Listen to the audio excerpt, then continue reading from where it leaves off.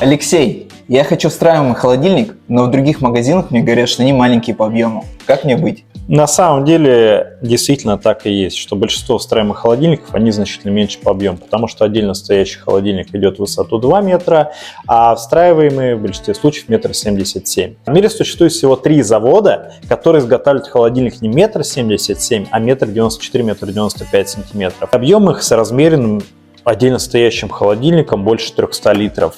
Соответственно, если нужен встраиваемый холодильник с большим объемом, то у нас есть эти холодильники. Из Китая я бы не стал вам предлагать, поэтому самый лучший будет это